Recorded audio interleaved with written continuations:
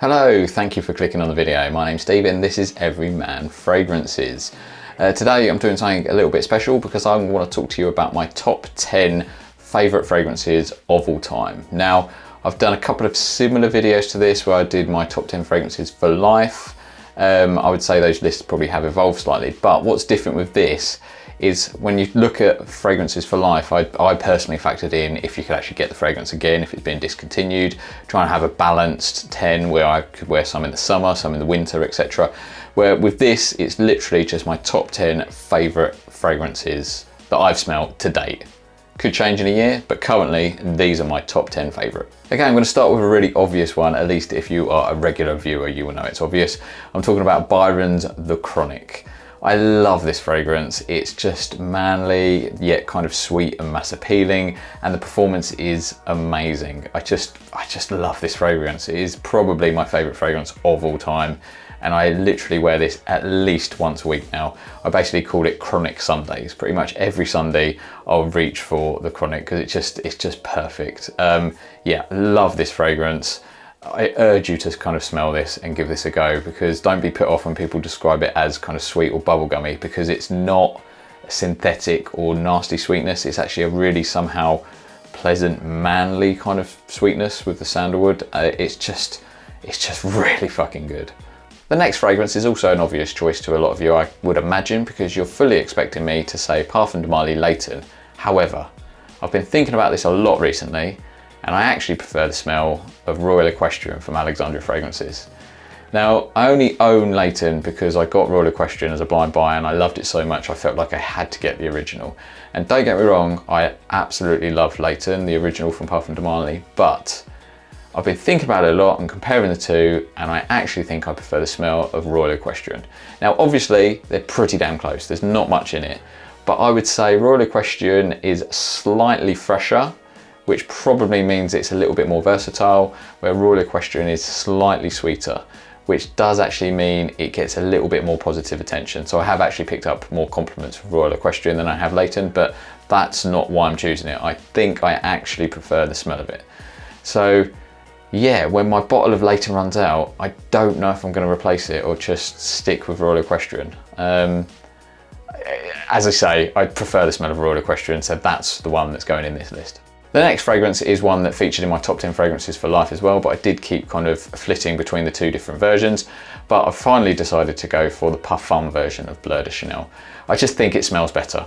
I would often recommend people to get the Eau de Parfum version because it's a bit cheaper and it's more versatile and the performance is actually a little bit better, but I actually prefer the smell of the Parfum version. And you know what, the performance is pretty good as well. It seems to have proved actually, the longer I've owned the bottle, the performance, I don't know if it's macerated, but I do actually get better performance from the Parfum version than I used to when I originally got it. But yeah, I just think the Parfum version just smells so good and just a bit better than the Eau de Parfum. And God, it's a good fragrance. It's obviously so versatile, smells so good, and yeah, I just love it. So yeah, definitely featuring in this list. This next fragrance also featured in my top 10 fragrances for life videos, mainly because of the sort of sentimental aspect, but I'm featuring it here because it still smells really, really good. I'm talking about Emporio Armani Diamonds. So as the regular viewers out there would know, this is kind of like my gateway fragrance. So until I discovered this, nearly all the fragrances I had or owned or wore were because they were either bought for me by a relative or girlfriend, or I was sort of influenced because my brother wore it or a friend wore it or whatever, where this is the first fragrance that I smell in store on my own, really liked, bought it, owned it, and then it became my signature scent for going out in the evening. So yeah, I don't wear it as much as I used to, obviously, because I've got a massive collection now, but whenever I do, I still think it holds its own against all of the other fragrances and I still love it. Yeah, Emporio Armani Diamonds is a great fragrance and not that many people wear it anymore. So yeah, give it a sniff, you might be surprised. When I smelled this fragrance for the first time, I absolutely fell in love with it. Total love at first sniff, and I would have bet my bollocks to a barn lance that it contained tobacco, but it doesn't apparently. I think they're lying. I'm talking about Tom Ford's Noir Extreme. So yeah, for me, absolutely love this fragrance in the sort of cooler weather or going out. It's kind of, as I say, got this sort of phantom tobacco accord to me, along with a sort of creamy, sweet vanilla coffee type thing. And there's that hint of Madrid in there, which not many people pick up. And I think I do, but perhaps it's the power of suggestion. I don't know. But yeah, absolutely love this fragrance. Fell in love with it when I first smelled it. Still love it to this day. and I think it's sort of quite unique. Yeah, really, really enjoy Tom Ford's Noir Extreme. Okay, fair play, this fragrance is quite cliche, but it still smells fucking good, especially the version I have because I've got an older bottle. I'm talking about Le Nuit de l'Homme from Yves Saint Laurent. So I've actually got the 2013 batch, which I think smells a lot better than the sort of current formulation. I have done videos comparing the two, so if you want to kind of look through and find out the differences, by all means. In short, I think this older bottle, just the performance is quite similar to the current one, but the current one is a bit lighter, a bit more powdery. This sort of older batch that I have, I've not smelt the 2009, but this 2013 that I have, it's just richer. It's a bit deeper, a bit richer. The cardamon's a lot stronger and a lot more prominent. And for that reason, I think it makes it a little bit sexier. But yeah, it just still smells really, really good. And it's just one of those fragrances, when I first smelt it, it lived up to the hype that Jeremy Fragrance gave it. I just absolutely loved it. And I tried getting different clones and things to see if I could get a cheaper version. And in the end, I gave up, bought a current version, and then I wanted to improve further still, and then paid more money than I probably should have on this old version, buying it through eBay. So yeah, a bit stupid, but I don't regret it at all because I fucking love this fragrance. If you're not a regular viewer of this channel, this next fragrance might surprise you, but if you've seen me before, it's definitely not a surprise because I've hyped it to death.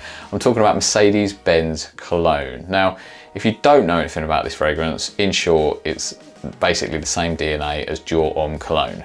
So if this fragrance didn't exist, Jour Homme Cologne would definitely be in my list without a doubt, but I managed to get this bottle for like 120ml bottle for like £19, and I love it. It's amazing. I don't really need to get Jour Homme Cologne because this is just as good and the performance is pretty good.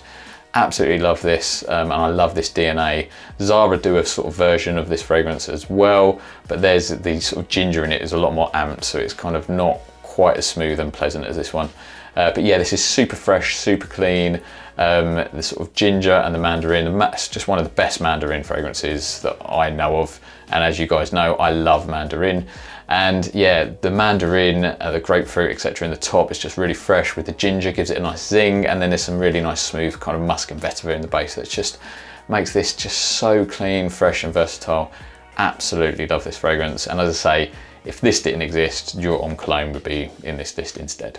This fragrance hasn't been featured in any top 10 fragrances for life video before by me, but I've definitely spoken about it before and compared it to its brothers and sisters in the line. But this is my favorite flanker. I'm talking about Armani Code Absolu.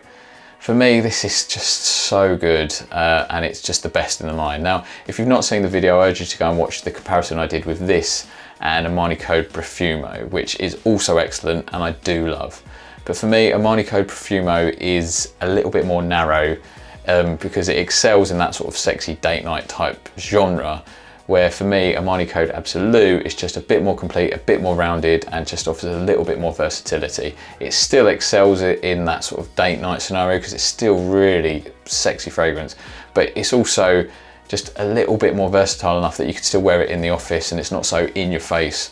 And it doesn't get cloying at all in any scenario. It's just a much better complete fragrance in my opinion, and it's by far my favorite of the line. So yeah, if you've not smelt Code Absolu, I urge you to go and do so.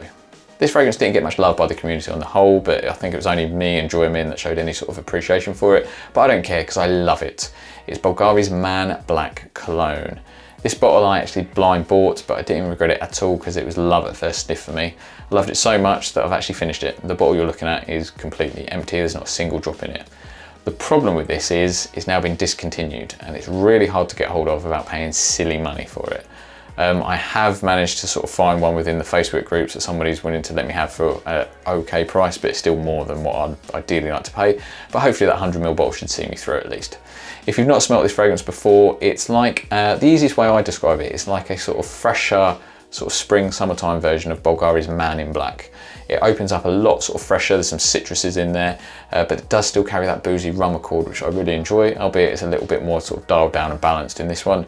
It gets more floral in the mids with tuberose and orange blossom, and in the base there's amber, benzoin, which kind of sweetens it up a little bit, there's musk and there's sandalwood. So you're left with this just really pleasant, kind of manly, sophisticated, and quite unique fragrance that I just really, really enjoy. So yeah, I love this fragrance. As I say, you're going to struggle to get hold of it now without paying silly prices. But if you do want to pick up a really good deal, House of Beauty World have got this absolute banging price on the go at the minute. So yeah, don't miss out on that. Don't forget to use that discount code and save yourself a few grand. Last but by no means least is a fragrance that hasn't featured in any Fragrances for Life video before, but it has been featured in my winter list because it's an absolute banger, so I don't know if it's going to surprise you or not really. I'm talking about Hafez 1984 by Alexandria Fragrances. If you don't know, Alexandria are traditionally known as a sort of clone house for making like dupes, clones, inspirations, whatever you want to call it. But this one, by all intents and purposes, and it's certainly marketed as an original creation. I've seen it being compared to Mancera's Red Tobacco as well as Carlisle by Parfum de Marly. I don't think it is a clone, I just think they're all sort of quite similar, rich, boozy fragrances. But this is actually my favourite of the three anyway. It's an absolute banger. As I say, it's quite rich and boozy, particularly in the opening. So for that reason, I often think, oh, perhaps this might be a bit divisive, but I've actually had some really nice sort of compliments and feedback on this fragrance. I think after the sort of about 10 minutes, once the opening passes, the booziness dies down a little bit and settles, and it's a lot more kind of smoother on the skin. And I also suspect that actually, if you're smelling it in the air or catching a sillage, it's probably a lot more balanced and sort of and not as intense. So it just makes it a little bit more sort of mass appealing and enjoyable to the sort of general Joe public, rather than we sort of inhale it on our nose. You're probably getting more of the sort of harsher booziness from it. But yeah, it's an absolutely gorgeous fragrance. I love it. It's one of my favourite Weed Nut fragrances, and actually one of my favourite fragrances of all time, hence why it's in this list. So that's it. Those are my top 10 fragrances for life, currently anyway, to date. Who knows? Fragrance might come out tomorrow that completely blows one of these out of the water, but I don't know what I'd bump off this list. So yeah, that's going to be an absolute dilemma. Anyway, thank you for watching. I hope you've really enjoyed it. Please let me know what your favourite fragrances are, and I'd also be curious to know what is your kind of gateway fragrance, like my Armani Diamonds. Which was the first fragrance that you sort of discovered yourself and then sort of kind of almost kicked off this journey of discovery for you? Really, really curious to hear. I hope you've enjoyed this week of daily uploads from me. If you have, do it, but you know, comment below, show some love, click like, subscribe if you haven't already done so. And if you're feeling really generous, I'd love it if you could buy me a coffee. There's a link down below. You could just donate like a couple of quid or something. I'd really appreciate that. Other than that, thank you for watching. I love you all for your support, and I will see you for a video soon. Take care. Much love.